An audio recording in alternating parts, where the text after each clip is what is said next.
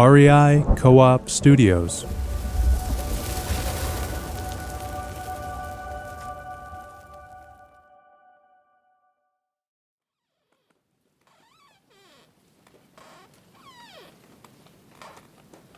It isn't night yet. Not quite. There's still a little light up there in the sky. It's just that so little makes it down here, through all these close-growing trees. Close. Oh, it sure is close in here. Thickest woods you've ever been through. This is the way back to camp, isn't it? You don't remember it being so overgrown when you passed this way before. If you passed this way before. No, you couldn't be lost. You couldn't be lost way out here in the woods. So far from anyone else, so far from help. This is the trail. This has to be the trail. It isn't that overgrown. Just all these little branches up here at eye level.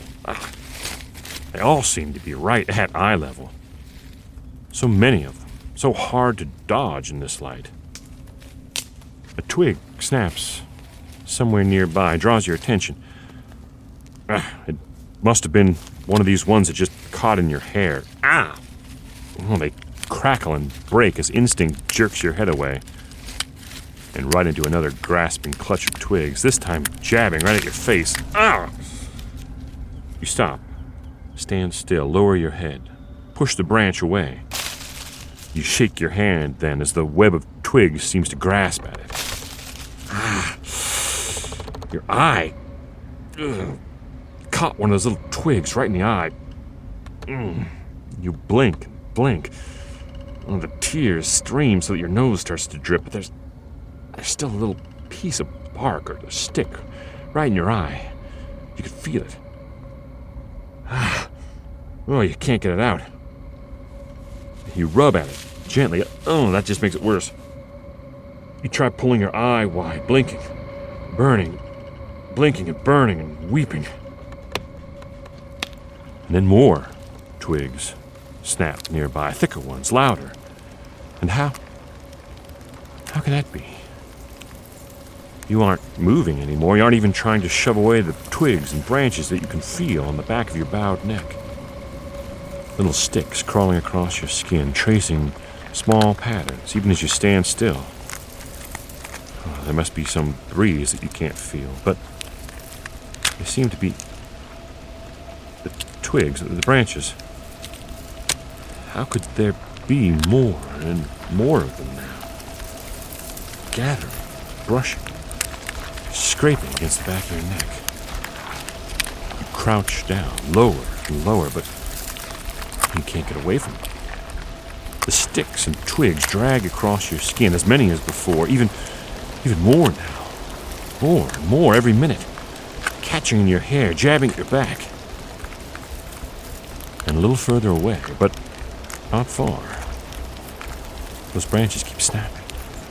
Snapping.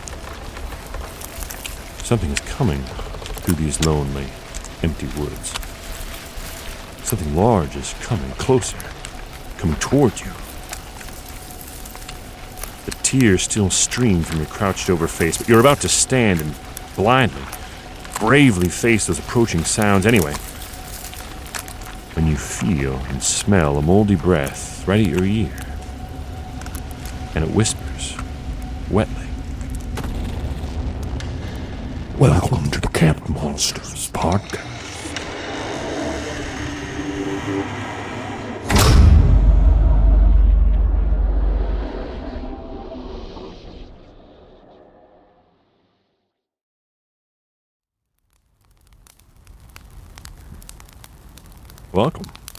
Welcome back around the campfire, back into our little circle of warmth in these vast, dark, cold woods. Well, I say that like those are bad things. Dark? Oh, sure, it's dark out here. But look up at all those stars. Cold? Well, maybe it's a little chilly, but smell that crisp autumn air. And anyway, These woods aren't as vast as they feel tonight, pressing in around our little campfire here. But we are on an island, after all. And nowadays they call it Hatteras Island, one of the barrier islands just off the coast of North Carolina.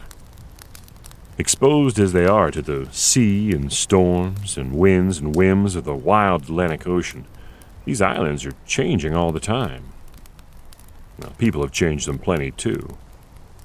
Before the shipyards got hungry for masts and spars, knee braces and decking, these big trees around us would have been a whole lot bigger. And up until the last century, people used periodic fires to keep the undergrowth down. So that heavy brush that keeps flickering our firelight so close around us, it wouldn't have been so heavy. Except in one place, deep in the heart of these islands' woods. Out there, the brush was always thick. Well, somehow the fires never reached, never burned that place. And the people who'd lived here since before time began knew not to venture in there. What was it? What inhabited that place, kept it so wild and dark? Well, the legend isn't unique to this island. Up and down the eastern seaboard, in certain places where the forest grows particularly dense, you'll hear whispers of this thing, this power. It goes by different names in the thickets where it lurks. Well, in a lot of places in these modern times, people don't know what to call it. Around here, those who know about it call it Crackle hands.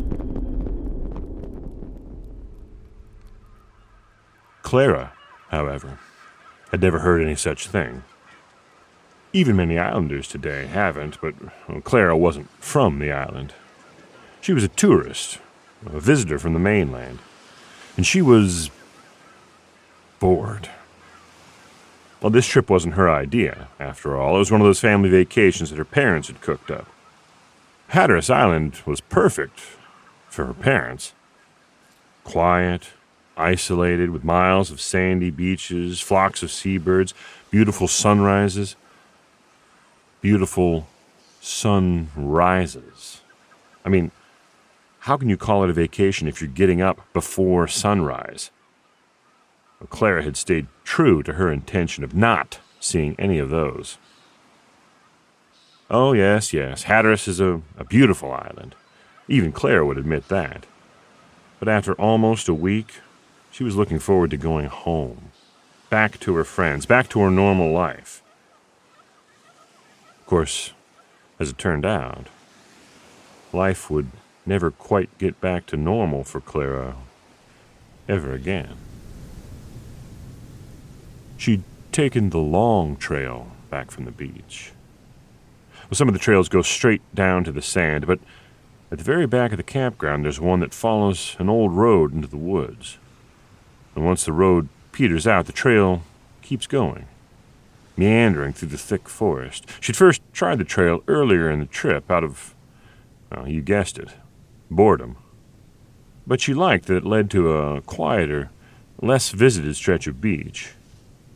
Since then, she'd been back and forth on it several times, and though the trail always had a dusty, forgotten feeling, she'd never had anything strange or frightening happen to her there before.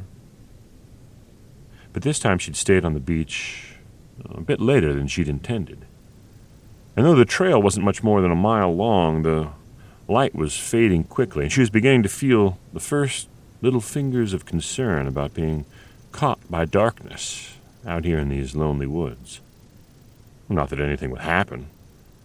It's just that the trail got narrow in some places, and it might be hard to navigate in the dark. Just as the first of these thoughts were beginning to play along the edges of her mind, she saw the shadow of a little trail branching off the main one. She'd never noticed it before, but now she wondered. Well, Claira prided herself on her sense of direction. It seemed to her that the faint trail was bound to be a more direct route back to camp. Well, she hesitated. Obviously, if she was wrong, she'd just have to backtrack here, and then night would definitely fall before she could get to camp. But just then she glanced over her shoulder and saw the moon beginning to rise over the trees behind her. A great big, friendly moon that would help light her way if she had to be out a little later than she'd like. So she decided to chance it, and she turned down that faint little vestige of a shortcut that led right into the thickest heart of the forest. And it wasn't long before she was safely back in camp. What? Oh. Yeah, well, I guess we did kind of build it up like something scary was going to happen there. I mean, Claira did feel kind of creepy a couple times on that shortcut. It was close, all through there, with places where the trees closed completely overhead. It was more like a tunnel than a trail. Well, even where the trees didn't quite close, the trail seemed even darker than it should have been, with evening not quite gone. She'd kind of freaked herself out once or twice, imagining that she heard twigs in the bushes around her keep snapping, even though she'd stopped moving. Well, I mean, that hadn't really happened, obviously. I mean, even if it had, it was just an animal or something, right? Moving around. Well, the brush on that shortcut was so thick. In a few places, she kind of had to turn sideways and bull her way through all the scratching little sticks that had tangled in her hair, dragged across her skin. It seemed like they were trying to grasp and grab, and like they were trying to hold her back. And then there was that one other odd thing. She'd just come through one of those really tight spots, and she was moving maybe a little faster than she normally would, partly because of the descending darkness, and partly because she had one of those chilly feelings like you sometimes get for no reason. Those feelings like someone's watching you, but you know you're in some place where no one else is. Anyway, she was going along the trail, shuffling her feet in the sandy soil, and she kicked something loose. Not a bit of stick or a rock. You know how sometimes you can tell right away that it isn't? It felt more solid against her foot than wood, and it slid along too smoothly to be a rock. She saw it there, on the trail ahead of her, and stooped to pick it up. Oh, it was a little round of heavy metal, like a medallion or something. Or a piece of a necklace or a bracelet, maybe. It was a little too wide and smoothly rounded at the edges to be a coin, a little rougher than that, too. She couldn't see clearly in the low light, but she could feel that there were designs lightly stamped on its faces. And it was warm, too. Warm like it had been lying out in the sun for a while, which, of course, was impossible on this shady trail. Or maybe warm like if someone had been holding it in their hand and had just dropped it a moment ago. Then that feeling washed back over Claira, stronger than she'd ever felt it before. That feeling that she was being watched, that there was someone just ahead of her on the trail, someone who had dropped this thing, this medallion, and now was hiding, watching, waiting. She stood still and she listened, waiting for the shuffle of feet or the snap of a twig that would send her running in the opposite direction. But nothing came. And after a few breathless seconds, the feeling passed off, and she noticed the first night birds making low calls in the trees. Had it been completely silent a second before? Well, her panic felt suddenly silly and unreal. She clutched the little medallion she'd found in her hand and strode off down the trail. Back in camp, she stepped into the big screen tent to escape the mosquitoes that were beginning to find her in spite of her repellent. She clicked on the lantern and she held the little medallion thing she'd found under the light. Oh, cool. It was a coin after all. Oh, a super old one. bigger and rougher than modern coins, made of silver, heavily worn, blackened with age. She leaned closer to inspect it. Well, it had a crowned head on one side with words around the edges that were mostly worn off. On the other side, it had a cross with a sort of shield thing with more worn words around it. If there had been a year stamped on it somewhere, Claira couldn't see one now, but her heart thrilled as she remembered the incredible swashbuckling history of these islands. Pirates and smugglers, and some people even thought that Hatteras Island was where those lost colonists from Roanoke ended up. How did that story go? Sometime way back in the 1500s, or... Claira whirled her head around toward the sound.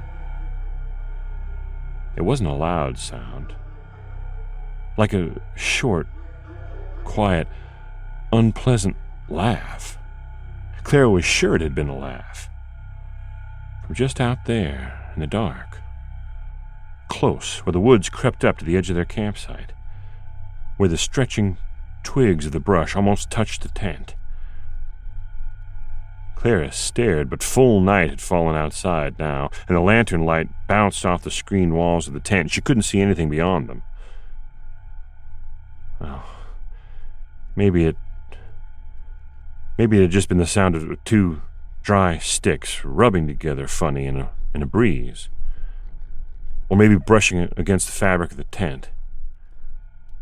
Yeah, had been kind of a dry sound. That must have been it. Anyway, now there were voices approaching from the other direction. Her folks coming back. Her parents were interested in the coin Claire had found, but, well, of course, they quickly pointed out the obvious. That you could buy replica coins like that in every souvenir shop up and down these islands. Claira actually argued with them about it. You know, one of those battles you fight so hard because you realize right away that you're wrong. Claira was fighting against her own common sense as much as anything. Arguing out of, well, embarrassment for getting so excited about the coin. She dug in and made it a real brawl, even though both her parents conceded early. They didn't care. Sure, honey, maybe it is the real thing, all right? How neat that would be. Don't patronize me. You always do this. Eyes hot and sandy feeling from holding back tears that would have only embarrassed her more. Claira lay on her sleeping bag long after her parents had gone to bed, turning the coin over and over in her fingers. What a silly, stupid thing to fight about, really. Oh, she must be bored. What did it matter, anyway? Real or not real, it was still just something someone lost or threw away. Whether yesterday or 500 years ago, it didn't make much difference. The dream began before Claira even realized she'd fallen asleep. She knew exactly where she was, although none of her surroundings looked quite the same. She was in the woods again, and it was late evening again, and she was walking down that same little path again, the shortcut, but in the other direction. Heading towards the beach? No. She wasn't going there. She was going somewhere else, somewhere in the woods, and she needed to get there quickly. Should have been there already. It was important. It was vital. She'd been running away from something, desperately. But she wasn't running anymore. Because she was close now to where she was going. She should keep running. She felt like she needed to keep running, but caution slowed her down.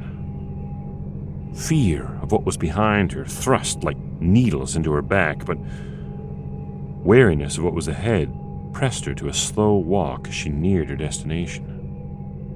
Yes, this forest was definitely different than the one Claire had walked through in real life. The dream trees were enormous. The undergrowth was much thinner everywhere, except... except in the part of the woods she was walking towards. The part the little path led to. It was very, very thick up there. But she kept walking toward it, steadily, cautiously. She was supposed to go in there. She knew she was supposed to go in there. The others... She felt like crying for some reason, but she didn't. The others... She didn't see anyone up ahead or any sign of anyone. Was that right? How could that be right? Shouldn't someone...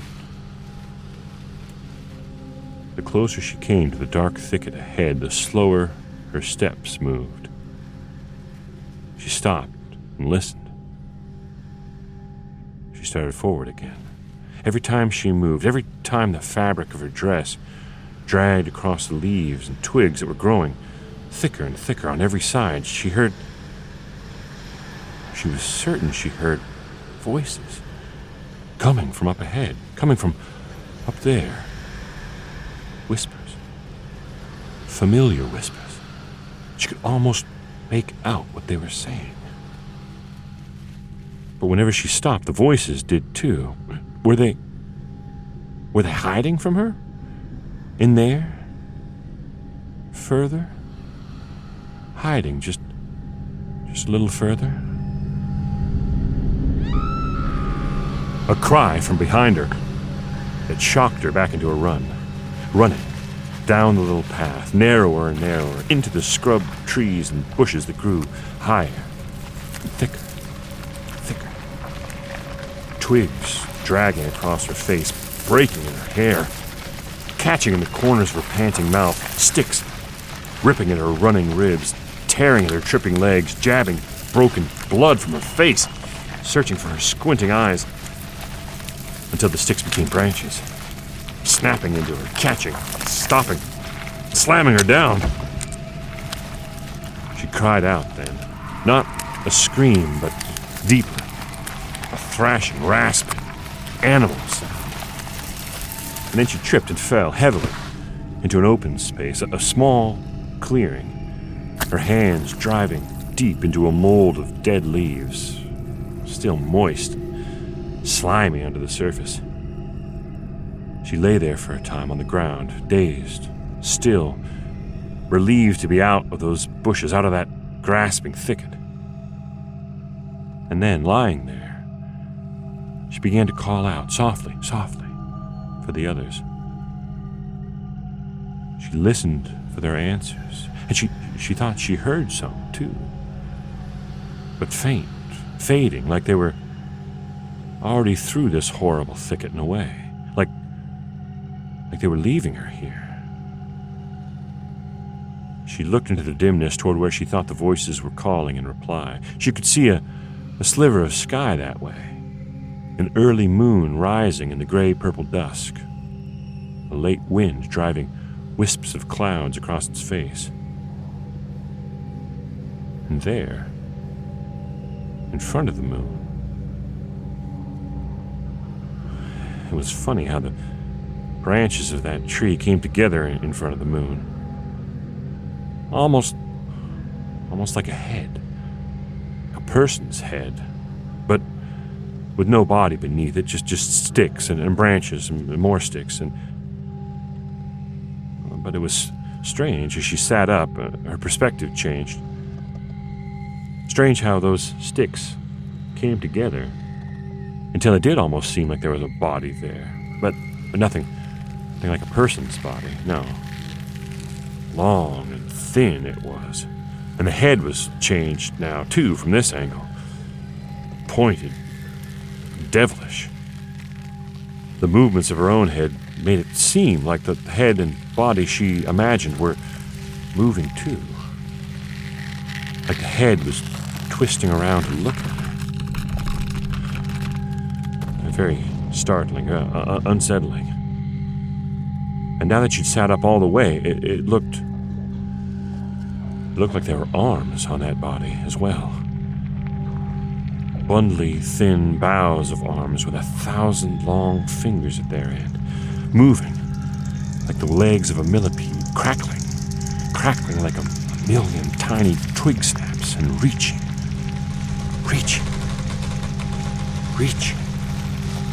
Not for her, no, not for her, thank God. Reaching down beside its body, down to where its feet would be, where the press of scrubby twigs was thick as brooms and black as midnight. It reached down and pressed its squirming fingers in there. Then with a wrench, it pulled the thick bushes aside, and in the gap was a human face. A face she recognized in the dream, staring out at Claira with eyes bulging in frozen terror. And then the stick creature, the Crackle hands, let the bushes spring closed around the face, hiding those dead eyes. And another set of eyes appeared. Huge eyes, glowing red up in the long, pointed head of the creature. Red, glowing eyes and that terrible head of sticks that now turned toward Claire again and reached its writhing fingers swiftly toward her. She was about to wake up. She could feel it. This was the height of terror. This was the part where she woke up, screaming like no other dream had woken her in years, ever since she was little. And just as those fingers reached her face, just as she felt 1,000 cold, dry twigs start to drag rough across her skin, she did wake up. She did wake up, screaming, thrashing. And she felt for her sleeping bag to pull it up around her. She reached with her other hand for the lantern to turn it on. And there were just 2 problems. Neither of those things were there. One hand plunged into a cold, slimy mold of dead leaves. The other recoiled from the feel of dry, brittle branches like thick bushes just beside her. She was awake now. She knew that. She was awake. This wasn't a dream. She was awake. But she wasn't in her tent anymore. She was out in the woods somewhere.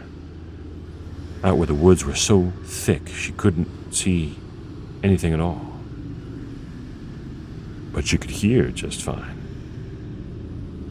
She was awake, and she could hear. And she could hear the crashing of something coming through the bushes. Something coming toward her, quickly.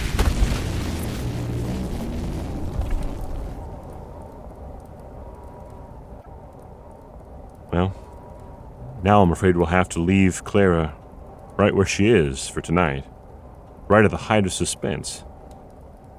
Well, it's time to douse our fire. Join us next week around another campfire for our very last Camp Monsters episode of this season, where we'll find out whether Claira manages to escape from her waking nightmare, or if she's doomed to join the faces smothered in the dead stick thickets, victims of that creature of the deepest woods that some call Crackle Hands.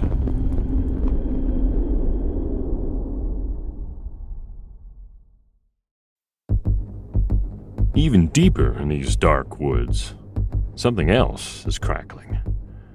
But that's just our sound designer, Nick Patry, nervously popping his knuckles as he works late in his remote Outer Banks cabin, struggling to find that perfect stick-snapping sound for this episode.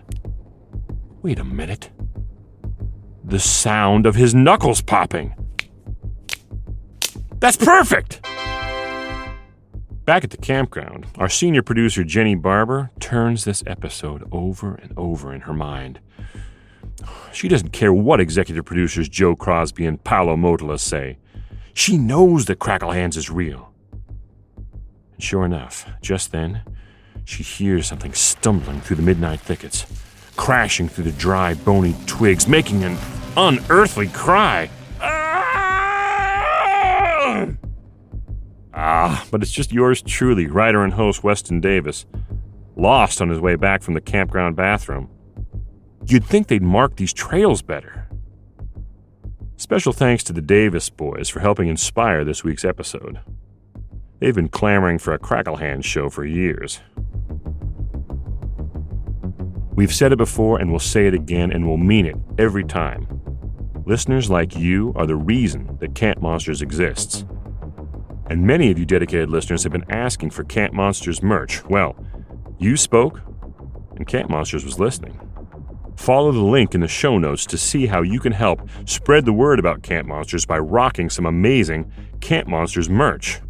Only while supplies last, so don't wait. And as always, remember, the stories we tell here are just that, stories. Well, sure, some of them are based on figures people claim to have encountered in the deep woods of North Carolina, and maybe woods near you. But it's up to you to decide how much is real, and how much is just Nick popping his knuckles. Ouch! Nick, that sounds like it hurts. Thank you for listening. Thank you for leaving good reviews and for updating old good reviews so that the internet algorithms like us. Thanks for spreading the word, and thank you for bringing ever more listeners to our little story circle. Camp Monsters is made for you. Thank you. I hope to see you again soon, back here, around the campfire.